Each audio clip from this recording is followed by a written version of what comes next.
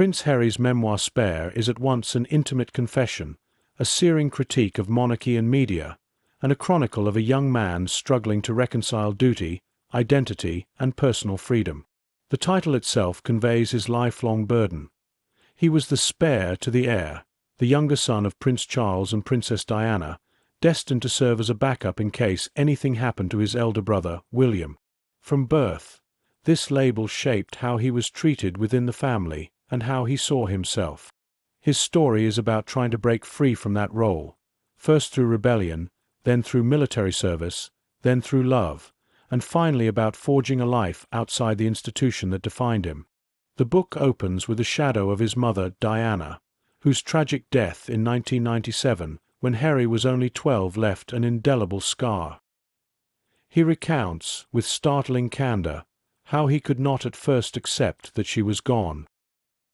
He convinced himself for years that she had faked her death to escape the relentless press and would one day return.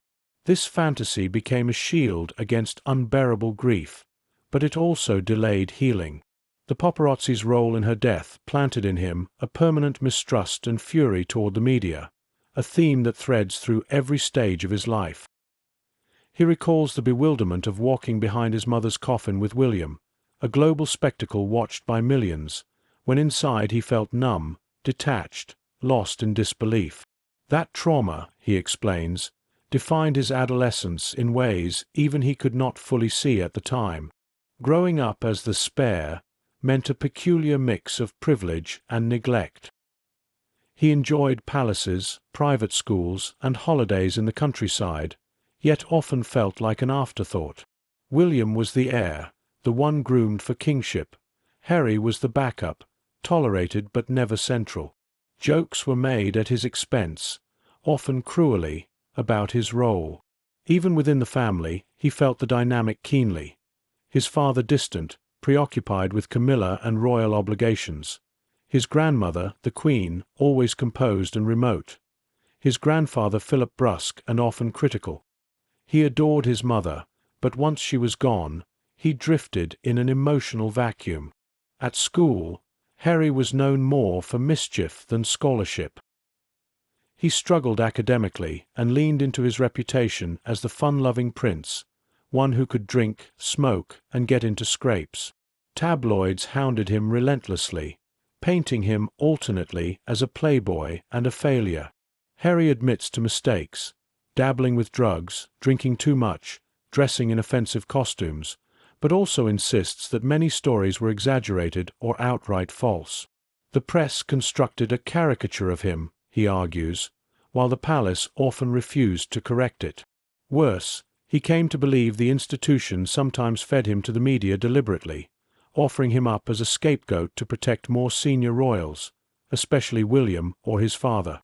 The bitterness of that betrayal simmered for years. Despite his wild image, Harry longed for purpose. He found it in the military. Joining the British Army gave him structure, camaraderie, and a sense of equality he had never experienced in royal life. In training, he was treated like any other recruit, expected to endure the same hardships. For perhaps the first time, he felt he could prove himself on his own merits. Serving in Afghanistan, he confronted the stark realities of war: fear, adrenaline, the moral weight of killing. He speaks openly about engaging Taliban fighters, about the strange detachment he sometimes felt, comparing his missions to removing chess pieces from a board. He knew such blunt admissions would provoke criticism, but he wanted honesty. The military gave him belonging, but also left him with scars, memories of comrades lost, the chaos of battle, and later, the echoes of trauma that would surface as anxiety and panic attacks. Throughout this period, his relationship with William deteriorated. Once close, the brothers grew apart as William embraced his destiny as heir and Harry sought escape from his role. Tensions flared over everything from palace protocol to personal choices. Harry depicts William as dutiful but increasingly cold, aligned with the system, sometimes patronizing, often judgmental. The press adored the contrast. William the responsible family man, Harry the reckless spare, and Harry came to suspect that William's office sometimes encouraged that narrative. Their bond, already strained, would later fracture almost beyond repair. Romantic relationships were difficult under such scrutiny. Harry describes girlfriends driven away by media harassment, the impossibility of privacy, and the constant sense that any woman he dated would be subjected to ridicule. He yearned for love, but felt trapped in a world where normal courtship was impossible. His bitterness toward the tabloids deepened with each failed relationship, reinforcing his sense that the press was not just an inconvenience but a destructive force in his life. That changed when he met Meghan Markle. Their connection was immediate, and Harry describes their romance in glowing terms. Her intelligence, compassion, and independence drew him in. Meghan, an American actress, was unlike anyone he had dated before. Worldly, successful in her own right, unafraid to speak her mind. But from the start, their relationship attracted ferocious media attention. At first, Harry hoped the palace would protect her, issue statements, and shield her from racist and sexist attacks in the press. Instead, he says, the institution either stood by silently or actively contributed to negative portrayals. He recalls begging palace officials to defend Meghan, only to be told that such protection was reserved for senior royals, meaning William and Kate. The pattern of being the expendable spare repeated itself, now entwined with his partner's suffering. The cruelty Meghan endured became unbearable. Stories twisted her words, invented feuds, and painted her as difficult or manipulative. Harry saw the toll it took on her mental health and felt rage at both the press and his own family's inaction. He recounts a particularly painful moment when Meghan confided she had contemplated suicide. For Harry, this was a breaking point. His trauma from Diana's death resurfaced. He could not bear to lose his wife to the same forces that had hounded his mother. The royal family's coldness. He describes conversations in which senior royals minimized Meghan's distress or accused them of exaggerating, convinced him that the institution was incapable of change. One of the most explosive episodes in the memoir is his description of a physical altercation with William.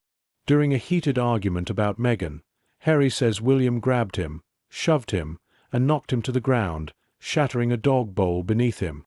It was, for Harry, emblematic of how far their relationship had fallen, from brothers bonded by grief to rivals estranged by loyalty to the monarchy. Harry includes this not to sensationalize, he insists, but to show the reality of family conflict behind the gilded facade. The couple's decision to step back from royal duties, often dubbed Megxit, was portrayed in the press as betrayal. In Spare, Harry frames it as survival. He and Meghan wanted a compromise, continuing to serve the monarchy while also having independence, but were told it was all or nothing. Faced with relentless attacks and no institutional support, they chose to leave. The fallout was brutal, stripped of patronages, security, and titles, cut off financially, and vilified in the media. Yet Harry portrays it as a liberation. For the first time, he and Meghan could build a life on their own terms, away from the rigid hierarchy and endless scrutiny. Life outside the monarchy brought both relief and struggle.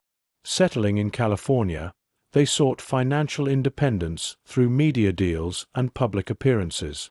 Harry embraced therapy, confronting trauma he had long buried.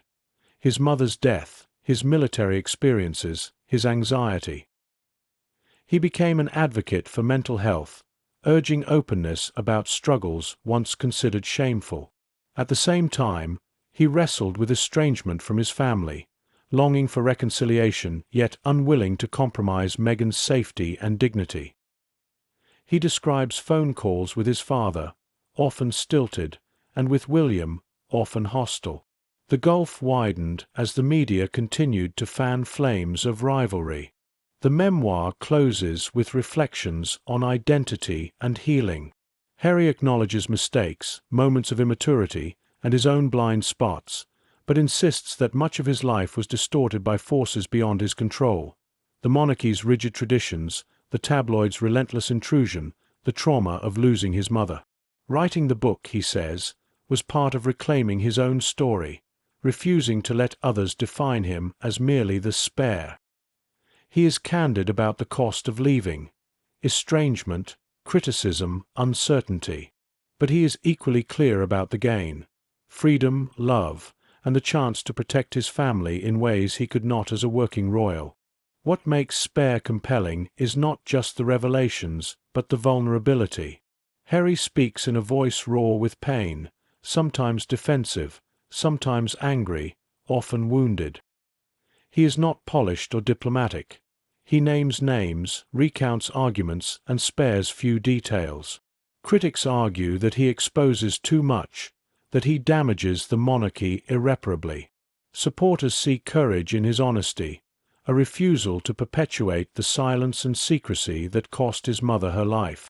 Either way, the memoir is unlike any royal autobiography before it, a direct, unfiltered account from inside the gilded cage. The broader themes resonate beyond royal gossip. Harry's story is about the cost of inherited roles, about institutions that prize image over humanity, about the corrosive power of a tabloid culture that feeds on destruction.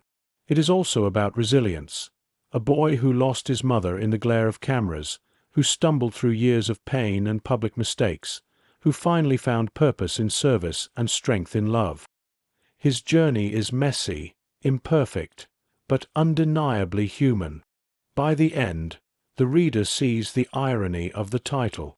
Spare once meant second best, disposable, defined only in relation to the heir. In telling his story, Harry transforms it into something else: a declaration of independence, a reclamation of worth.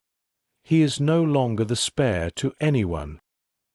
He is his own man, with his own legacy, forged in defiance of the role he was born into. And that's it. Spare by Prince Harry, the Duke of Sussex. Thanks for listening to Book Nibbles. If you enjoyed this bite-sized book, don't forget to subscribe for more quick, insightful summaries. See you in the next nibble.